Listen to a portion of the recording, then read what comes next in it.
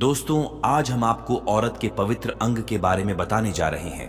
Video को share जरूर करें। औरत का कौन सा अंग सबसे ज्यादा पवित्र होता है? दोस्तों, यह प्रश्न एक बार एक स्त्री अपने पति से पूछती है कि आप मेरे से तो तरह तरह की पहेली बुझा रहे हो कि आप मेरे को एक प्रश्न का उत्तर हमें बता सकते हो। और वह कहती है कि औरत का कौन सा अंग सबसे ज्यादा पवित्र होता है। जब पति इसे सुनता है तो मुस्कुराने लगता है और कहने लगता है, यह प्रश्न तो बहुत ज्यादा हल्का है। और वे अपने जवाब में कुछ कुछ बातों को वह जवाब देता है, लेकिन पत्नी कहती है कि नहीं, इस सवाल का जवाब बिल्कुल गलत है।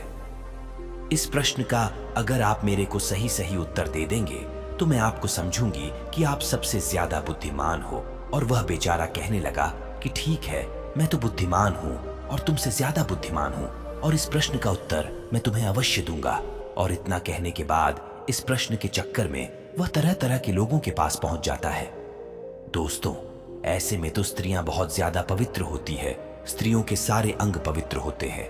लेकिन दोस्तों, इस प्रश्न का उत्तर क्या हो सकता है, इसे भी हम इस वीडियो में जानेंगे। इस वीडियो को अगर आप अंत तक सुनते हो तो आपको भी पता चल जाएगा कि औरत का अंग सबसे ज्यादा पवित्र कौन होता है। दोस्तों, इस वीडियो को शुरू करने से पहले आप लोगों से एक छोटी सी गुजारिश है कि अगर आप लोग चैनल पर नए हो तो चैनल को सब्सक्राइब करना, और यह बात अगर आप लोगों को अच्छी लगे तो कमेंट करके जरूर बताना। दोस्तों, अमीर सेठ के यहां वह काम करने पहुंचा, लेकिन देर हो चुकी थी। अमीर सेठ ने उसे डांट लगाई और कहने लगा कि जब तुझे काम पर समय से नहीं आना है तो तू मुझे पहले ही मना कर देता। तेरे बदले में दूसरे लोगों को रख लेता तो आज मेरा काम जल्दी समाप्त हो जाता। लेकिन सेठ का इतने गुस्से वाली बात को सुनने के बावजूद भी वह काम करने लगा। जब वह काम करके शाम के समय एक बूढ़े व्यक्ति के साथ गुजर रहा था, बूढ़े व्यक्ति ने कहा कि बेटे, तुम्हारे ऊपर तो सेठ ने आज बहुत ज्यादा बोला, गर्जा और तुम्हें तरह तरह की बातें बोला। इसके बावजूद भी तुमने सेठ के यहां काम किया। लेकिन बेटे, तुम लेट से क्यों आए थे? इतनी देरी से तुम खेतों में क्यों पहुंचे? तभी वह कहने लगा कि क्या बताएं चाचा जी, आज मेरे साथ एक ऐसी मुसीबत खड़ी हो चुकी है जिससे मैं परेशान हो गया हूं। तभी वह बूढ़े व्यक्ति कहने लगे कि बेटे, कौन सी मुसीबत तुम्हारे जीवन में आ गई है जो तुम्हें परेशान कर रही है, तुम्हें आगे बढ़ने से मना कर रही है, तुम्हें कोई भी काम करने नहीं दे रही है? तभी वह कहने लगा कि क्या बताएं बाबा, एक बार हम पति पत्नी दोनों मजाक कर रहे थे। मेरी पत्नी ने मजाक मजाक में मुझसे प्रश्न पूछा और कहने लगी कि क्या आप मेरे को इस प्रश्न का उत्तर बता सकते हो? मैंने भी उसे मजाक मजाक में यह कह दिया कि मैं तुमसे ज्यादा बुद्धिमान हूं, शक्तिशाली हूं और मैं पुरुष हूं। स्त्री तो कम बुद्धिमान होती है। इसकी वजह से वह बहुत ज्यादा अच्छा सवाल पूछी, लेकिन मैं उसका जवाब नहीं दे पाया। बूढ़े व्यक्ति ने कहा कि बताओ, उसका क्या सवाल है? तभी वह कहने लगा कि मेरी पत्नी ने यह सवाल पूछा है कि औरत का कौन सा अंग सबसे ज्यादा पवित्र होता है। जो मैं इसका उत्तर बहुत सारे लोगों के पास पूछ चुका हूं, लेकिन इसका कोई भी उत्तर नहीं दे पाया है। बूढ़े व्यक्ति कहने लगे कि बेटे, इसका उत्तर तो मुझे भी मालूम नहीं है, लेकिन मुझे पता है कि इसका उत्तर कौन बता सकता है और किसके पास इसका उत्तर है। तभी वह लड़का कहने लगा कि आप ही बताओ, इसका उत्तर किसके पास मिलेगा और मुझे कहां जाना पड़ेगा? बूढ़े व्यक्ति उसे बताते हैं और कहते हैं कि जंगल में एक बहुत बड़ी कुटिया है और वह कुटिया रात के समय में खुलती है और उसी में एक बाबा बैठते हैं और वह बाबा रात के समय में ध्यान लगाते हैं। जब अंधेरी रात होती है तो वह ध्यान लगाना शुरू करते हैं और सुबह होते ही उनकी ध्यान खत्म हो जाती है। जैसे उनकी ध्यान खत्म होगी, तुम उनके पास जाना और बैठ जाना। बैठने के बाद उनसे अपनी समस्या का समाधान पूछना हो सकता है। अगर तुम्हारी समस्या उन्हें अच्छी लगी और उन्हें बताने का अगर मौका मिलेगा तो वह तुम्हें अवश्य बता देंगे। उनके पास इन सारे प्रश्नों का उत्तर अवश्य होगा। और वह इतना सुनने के बाद वह लड़का अपने घर पर चला जाता है। जाने के बाद उसकी पत्नी कहती है कि आप आज उस प्रश्न का उत्तर ढूंढ कर लाए हो। वह कहने लगा कि नहीं, मैं तो आज भी उस प्रश्न का उत्तर ढूंढ के तो नहीं लाया हूं, लेकिन तुम्हें चिंता करने की जरूरत नहीं है, मैं उस प्रश्न का उत्तर अवश्य ढूंढ पाऊंगा।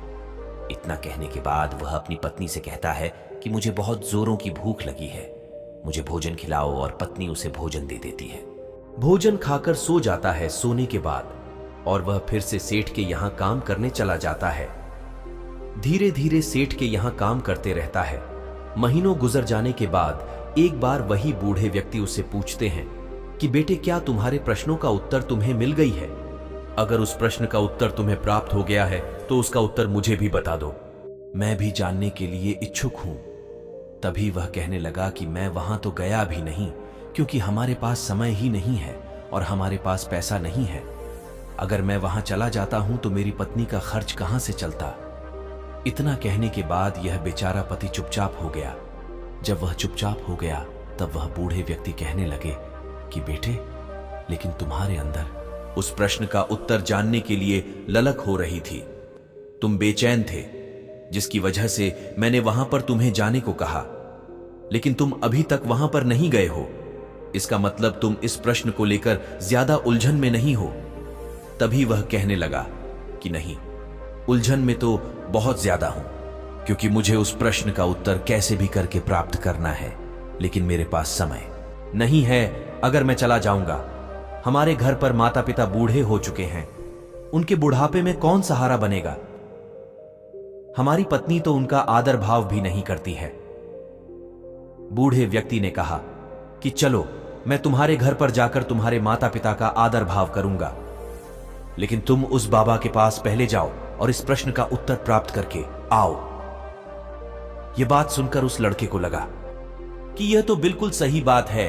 हमारे माता पिता का ख्याल तो यह बूढ़े व्यक्ति रख रहे हैं, और यह जब तक रखेंगे तब तक तो मैं वहां से चला आऊंगा। और वह बूढ़े व्यक्ति को अपने घर तक छोड़ देता है, और छोड़ने के बाद वहां पर चला जाता है। जब वहां पर जाता है तो देखता है कि वहां तो कुटिया है, लेकिन वहां पर झानी बाबा है भी नहीं। लेकिन वह आधी रात का इंतजार करने लगता है। जब आधी रात होती है, ज्ञानी बाबा अपने आप आ जाते हैं और ध्यान में बैठ जाते हैं, और ध्यान के साथ साथ वह भी लड़का उनके बगल में बैठ जाता है। जब उनका ध्यान खत्म होने वाला था, तभी सुबह होने वाली थी। चिड़िया बोल रही थी, जिसकी वजह से उनका ध्यान खत्म हो गया। जैसे उन्होंने ध्यान खत्म किया, तभी इस लड़के पर उनकी नजर पड़ी और वे देखते रह गए। तभी लड़का कहने लगा कि हे ज्ञानी महात्मा, मुझे आपसे कुछ प्रश्न पूछने हैं कि आप मेरे प्रश्नों का उत्तर बताओगे? तभी उन्होंने कहा कि बेटे, तुम कौन हो, कहां से आए हो और तुम्हारे क्या प्रश्न हैं? क्या मैं तुम्हें प्रश्नों का उत्तर देने वाला बाबा लग रहा हूं? तभी वह कहने लगा कि नहीं बाबा, मुझे आपसे उम्मीद है कि आप इस प्रश्न का उत्तर अवश्य दे देंगे, क्योंकि मैं इस प्रश्न को लेकर बहुत ज्यादा परेशानी में अपना जीवन व्यतीत कर रहा हूं। तभी उन्होंने कहा कि बेटे बताओ, तुम्हारी क्या समस्या है? मैं तुम्हारी समस्या का समाधान अवश्य निकालता हूं। और वह लड़का कहने लगा कि बाबा, मेरा प्रश्न है कि मेरी पत्नी ने मुझसे एक प्रश्न की थी कि औरत का कौन सा अंग सबसे ज्यादा पवित्र होता है। तब वह ज्ञानी महात्मा बोले, बेटा, एक औरत बहुत रहस्यमय होती है, उसे समझना बहुत ही कठिन होता है। आज तक कोई उसे समझ नहीं पाया, न ही कोई उसकी तरह बन पाया। कोई उसकी भावनाओं को रोक नहीं पाया और न ही कोई रोक पाया उसकी सोच को। फिर ज्ञानी महात्मा बताया कि जिस प्रकार ब्राह्मण के चरण पवित्र होते हैं, गाय की पीठ पवित्र होती है, बकरी या घोड़े का मुख पवित्र होता है, ठीक वैसे ही अगर हम एक स्त्री की बात करें तो वह संपूर्ण पवित्र होती है। ज्ञानी महात्मा कहते हैं, यहां की स्त्री दोषी हो या ना हो, यहां की स्त्री संपूर्ण पवित्र होती है। नारी सर्वत्र पवित्र है, क्योंकि जहां नारी को माना जाता है वहां देवता निवास करते हैं। नारी सर्वत्र पवित्र है। स्त्री का कोई अंग नहीं, बल्कि पूरी की पूरी स्त्री ही पवित्र होती है। तो मित्रों, आपको यह जानकारी कैसी लगी कमेंट में हर हर महादेव लिखकर जरूर बताएं। और वीडियो पसंद आई हो, वीडियो को लाइक करें, शेयर करें और चैनल को सब्सक्राइब अवश्य कर लें। प्रिय मित्रों, वीडियो को पूरा देखने के लिए धन्यवाद।